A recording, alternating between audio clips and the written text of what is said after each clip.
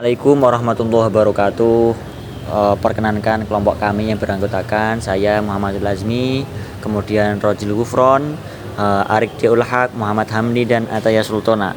Pada kesempatan kali ini kita akan membahas tentang pendidikan pada masa Khulafaur Rasyidin, yaitu Abu Bakar As-Siddiq, Umar ibnu Khattab, Utsman bin Affan, dan Ali bin Abi Thalib.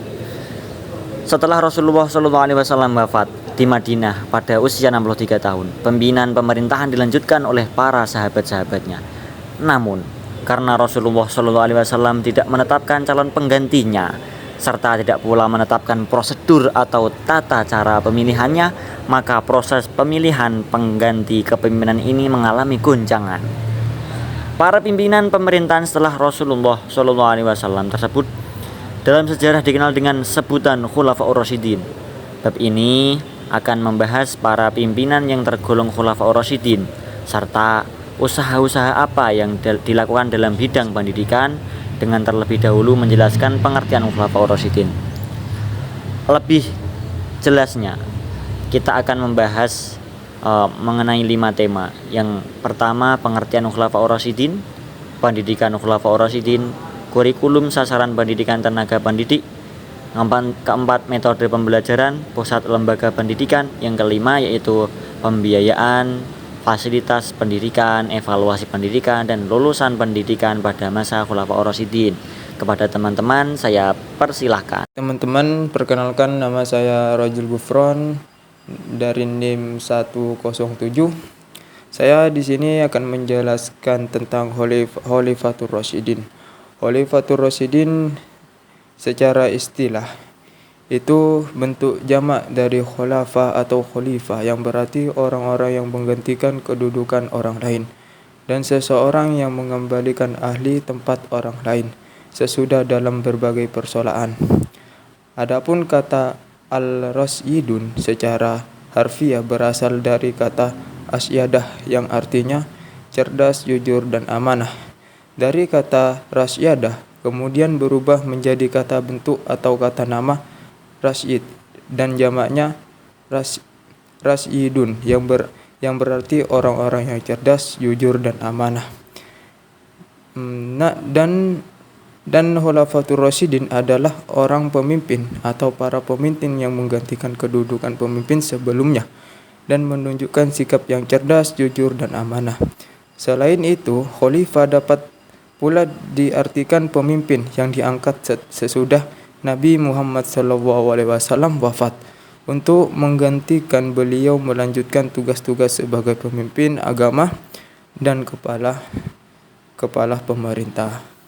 Dan selanjutnya akan dilanjutkan oleh teman saya. Saya Muhammad Arik Diul Haq. Saya akan menjelaskan tentang visi, misi, dan tujuan pendidikan pada masa Khulafaur Rasyidin. Misi pertama, menetapkan dan menguatkan keyakinan dan keputusan kepada ajaran Islam dengan cara memahami, menghayati, dan mengamalkan secara konsisten. Misi kedua, menyediakan sarpras dan fasilitas yang memungkinkan terlaksananya agama. Misi yang ketiga, menumbuhkan cinta tanah air dan bela negara yang memungkinkan Islam dapat berkembang ke seluruh dunia.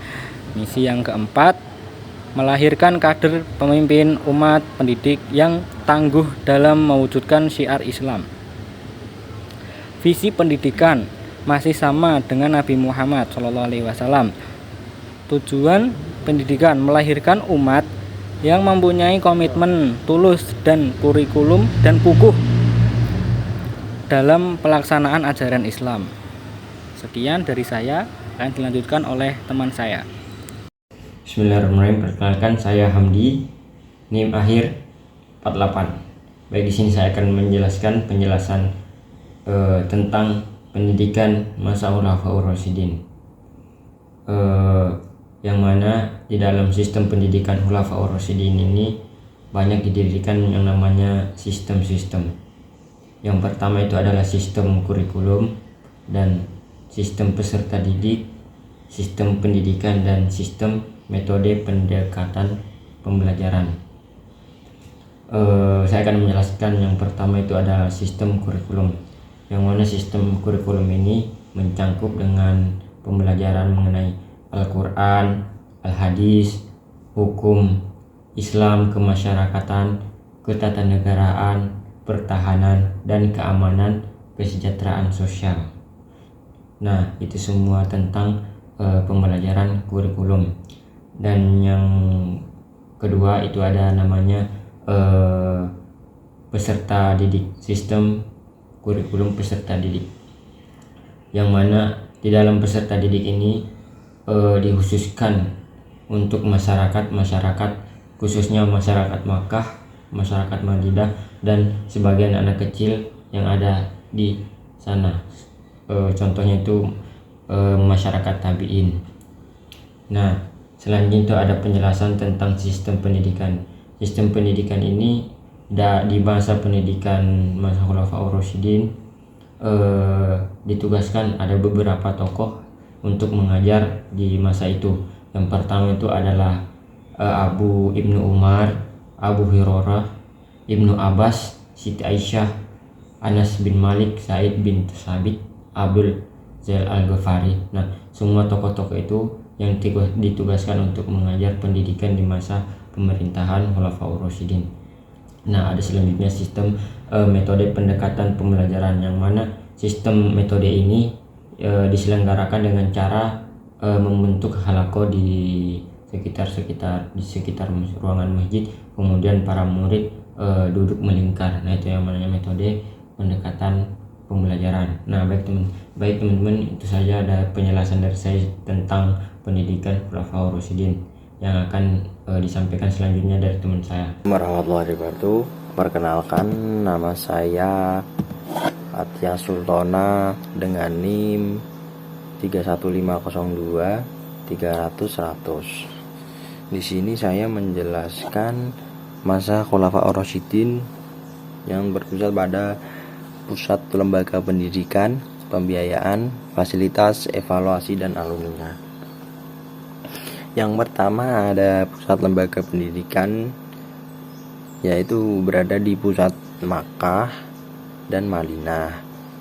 Nah, yang kedua ada Mesir, Syria, Basyarah, Kufah, dan Damasik. Kemudian ada lembaga pendidikan yang tersebar di beberapa tempat. Yang pertama masjid, sufah, khutbah, dan kemudian rumah para sahabat. Nah, selanjutnya itu pembiayaan yang diperoleh dari pajak yang dibayarkan. Sedangkan fasilitas itu ada penambahan masjid dan penyaluran air. Nah, kemudian evaluasi lulusan pendidikan. Jadi kegiatan evaluasi pada pendidikan itu masih berlangsung secara lisan dan perbuatan, yakni bahwa kemampuan seseorang dalam menguasai bahan pelajaran dilihat pada kemampuannya untuk mengemukakan, mengajarkan, dan mengamalkan ajaran tersebut. Nah, para sahabat yang dinilai memiliki kecakapan dalam ilmu agama seperti tafsir, hadis, fatwa, dan sejarah. Nah, itu tuh dipercaya oleh masyarakat untuk mengajarkan atau menyampaikan ilmunya kepada orang lain. Kepercayaan tersebut sesungguhnya merupakan proses dan standar evaluasi yang lebih objektif dan murni, karena kepercayaan publik pada umumnya menggambarkan keadaan yang sesungguhnya dan bersifat objektif. Sekian dari penjelasan dari saya.